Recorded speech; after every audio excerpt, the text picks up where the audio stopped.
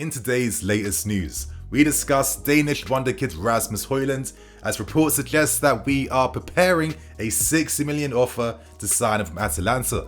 And we discuss tonight's incredible developments as Super Frankie Lampard is set to return to Chelsea Football Club as our current interim manager. To move on, we have big updates around Kendry Paez. And of course, we end things by discussing another manager who is offering himself for the vacancy.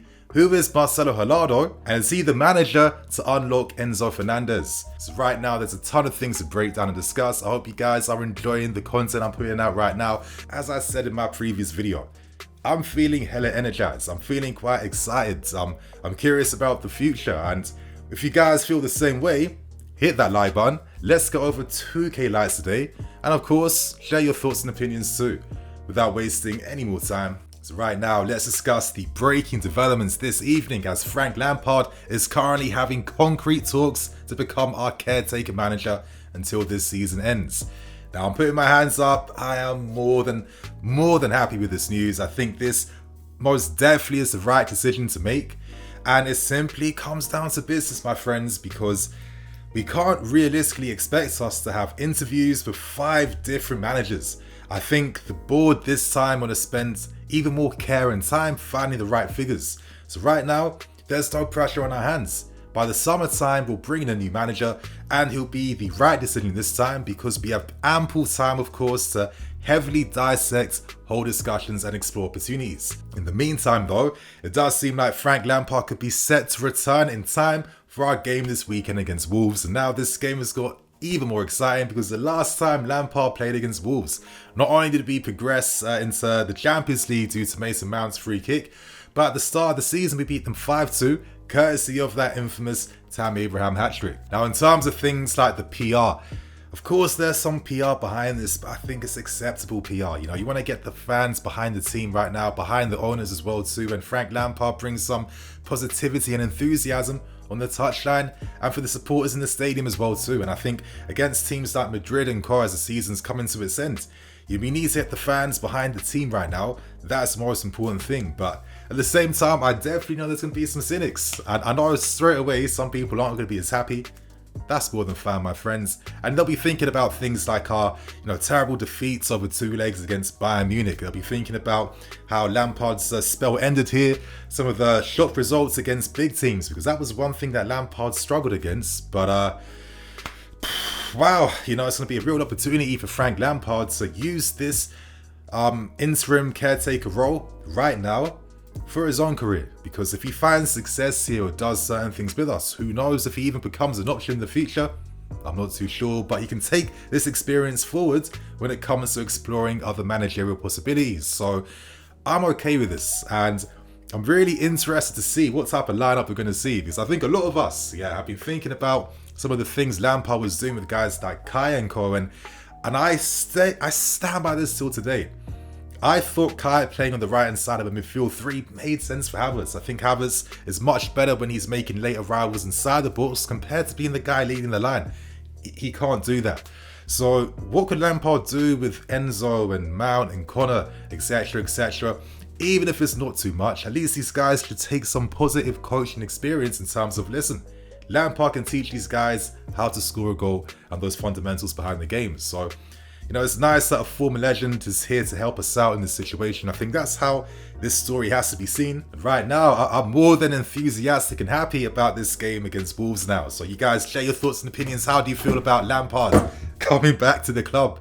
And right now, let's move on to the next story. This was actually broken a few days ago, but there's been so many things happening at this football club that there was no time to spend some time discussing the story. But it's positive news. It focuses around a new signing, and it does seem like, as reported by Fabrizio Romano, we have finally reached an agreement to sign Kendry Paez from Independiente del Valle, and it seems like the total package is close to around $20 million, which is a ton of money for someone who's only 15 years old. But since all the reports and videos I've done around Kendry Paez, he is now a first team player at Independiente, and for me, this guy does not look like a typical teenager. He looks very developed, very big. And of course, now that we have completed the signing, We can now expect to see him play for us in 2025, and within the next 2 years, we'll probably have like 5 more different managers, a completely different team. Who knows what the future's going to hold, but it's quite exciting to think of a midfield of maybe Andre Santos, Enzo Fernandez alongside Kendry Paez together. That could be incredible. Some of South America's best up-and-coming talents playing in midfield together for us. And for me, the most important thing is that when you have representation from nations like South America, nations like Africa, etc., etc., it encourages the future generation of players from these nations to take your club serious, to also have ambitions to one day play for you. That's how it works. So I'm really happy by this news. I think it's the right approach to signing the next best player right now instead of waiting for them. They're like 100 million. We can't spend that Enzo money again on someone else unless they're like the real serious deal. But I'm sure you guys have been enjoying the comp of Kendry Paez. I mean, the guy does look very phenomenal. He does look incredibly talented. And I guess we patiently wait for him now until he finally gets to play for us in the next 2 years. Right now, let's move on to discussing the massive reports around Rasmus Hojlund. Now, as we know, the agenda for the summer window is to sign a number 9, but this number 9 needs to be blessed with mobility. That is the type of forward we're looking for, and considering that Osimhen is the number 1 guy ideally we would love to sign, we have to also acknowledge the fact that he could be very hard to complete. So if there's risk behind signing Osimhen, you need to have quality backups in case, right?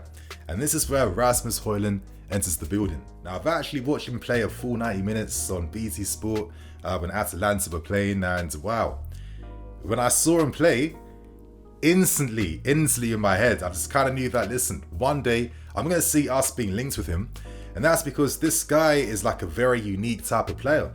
Of course, he's like 6'1", 6'2", he's blessed physically, but this guy is blessed even more when it comes to the pace department. I mean, it's actually quite crazy just how easy it is for him to pick up top speed, just how explosive he is. And when you're like combining that type of speed and physicality alongside like a good footballing brain, I think you make a pretty special talent. And this is what Rasmus Hojlund most definitely is.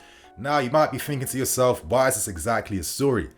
This is where things get interesting, because when we played that second leg game against Dortmund at home, we actually invited the Atalanta chairman in Antonio Picassi, who came to the second leg. And of course, we did that to use it as an opportunity to butter him up, to get some understanding behind, is there a possibility to sign Hojlund in the summer window? Now, reports said that we were quoted with figures of around £60 million if we hope to sign him. That is still a ton of money, but for a club like us, like a Premier League club, 60 million isn't the craziest amount of money to spend at this point in time. Still though, Hojlund has only scored around 8 goals in total for Atalanta this season, and you guys have to know that he isn't playing week in, week out consistently. They recently signed him from Sturm Graz in the Austrian league, but when he does play, the guy makes things happen, and he looks like a super talent. Now, recently, you might have heard of Hojlund's name due to his exploits for the Danish national team, where on his first 2 appearances for his country, he scored 5 goals, picking up a hat-trick and a double over 2 games. I mean, that is a phenomenal return, and that gives you an indication of how he can perform playing alongside better players, because Denmark, they're known for producing some super talents. Of course, names like Christensen, Eriksen, etc., coming from Danish football. But one thing they'd be missing out on is that top-class striker. And it seems like Hojlund is the answer to the national team's prayers. Now, with a name like Hojlund, it's no surprise that this guy's going to get comparisons alongside Haaland. And who knows in the next few years whether we're going to be seeing battles between Hojlund and Haaland. But I think there's a very good reason behind the comparison. I think they're quite similar in terms of that type of profile they like to play with. But I think the thing I like about Hojlund is that, using Football Manager to explain my point, I'd call him like a complete forward, because again, he has incredible pace. He can run the channels, he can do those things, but he can do a lot more too. Of course, he can drop deeper to be a build-up option. He can run the channels, as I said. He can take his man on. He can take shots outside the box. He can be a fox in the box when he needs to. He can find intelligent spaces. He can play teammates in. He can carry the ball. Like, he can do a lot of things for a striker, but this is the key thing I want to touch upon right now, because it's very easy to discuss the qualities that these players possess, but that doesn't mean you're still the finished article. Now, Hojlund is known for some bad misses in Serie A naturally. I mean, he's still quite young. And for me, it simply comes down to this. If your transfer strategy is about signing the next big talents, if you want these guys, it does mean that you actually have to play them. It does mean that you really need to develop them. You can't expect them to be the finished article just like that, because at this football club, I've seen time and time again us signing some exciting talents, but then there's no real proper plan to integrate these guys in the first team. Like, I can't be signing Hojlund if he has to compete with 3 other strikers to get placed in the first team, because that impacts every single player's development. So we need to know what exactly we're doing. Are we going for an Osman, or is the plan to go for like someone under 21 that you can grow and build over the next few seasons? We have to remember, this is the potential that he currently has, but with a proper development plan and a system that he understands and knows, this guy can reach some very high heights. And with players like him, players like Vitor Roque, someone that we've recently held conversations with his dad with in London over the past few weeks, these are exceptional talents. But I stress that if you want these guys to achieve that potential, you need to, actually believe in them, give them that game time, and accept the struggles that comes with that, accept the mistakes that comes with using young players in these positions, because you have to think over the next 2 years. And for me, with certain talents like this, like Roque, like Hojlund, they're definitely worth the wait. So share your thoughts and opinions. How do you feel about the news?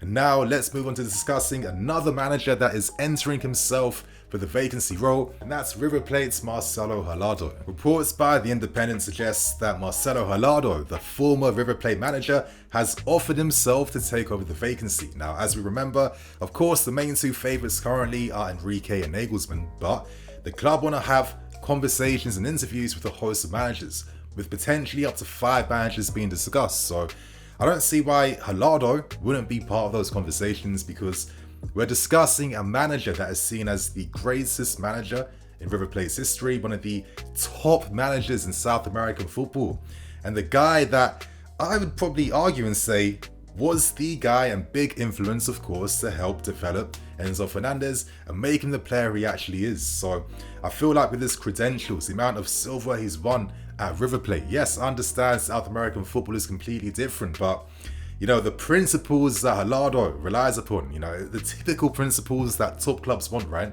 Short passing, of course, pace in your game, a counter pressing setup, create overloads, dominate possession.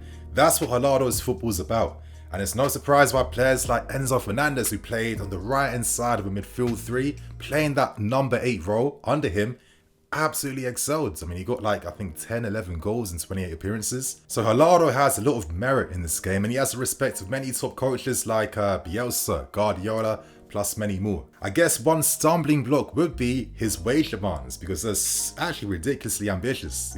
Reports are that he wants around 10 million a year, and listen, I kind of understand why you'd ask for that due to your credentials and the history you've made in South American football, and of course with River Plate. But I don't think any European club is going to quickly just dish out that amount of wages for someone that hasn't played in Europe yet.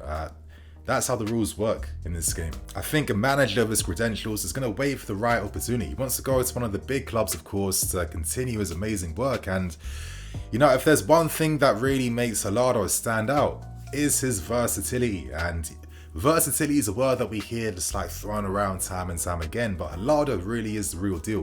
He is someone that will literally change up the lineup a day before a game. He makes the opposition constantly think and fret. And I guess it's this type of management. It's no surprise that at River Plate, they won a ton of silverware. Now, not as many league titles, and I'll touch upon that later on, but in terms of silverware, domestic success, tons of success internationally as well too, twice winning the Copa Libertadores, and that's the equivalent of winning the Champions League plus the Super Cup equivalent and the Europa League equivalent as well too. Now, I think one of the reasons behind why they haven't got as much titles domestically is because River Plate are constantly sending their best players. I mean, lists of examples of players, Ezequiel Palacios, who's currently at Leverkusen, of course, Enzo Fernandez, Julian Alvarez, Lanzini, Gianni Simeone, Montiel of Sevilla.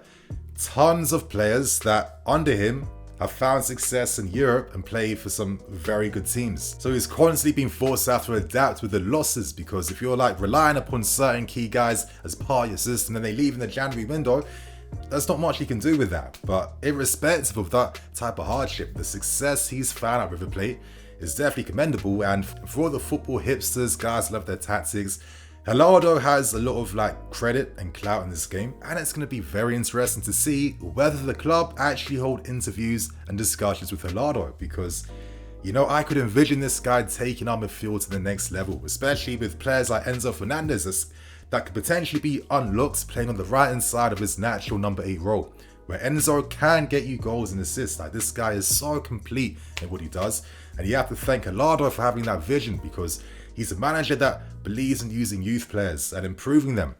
He does a lot of things right, to be fair with you. And in terms of game management, this is another amazing area of his game as well too. He knows when to make the right subs at the right time to change a game, and the stats support this because a lot of the substitutions actually get a lot of goals, and that's getting recorded. So I think Gallardo is one of the outsiders maybe we should keep an eye on.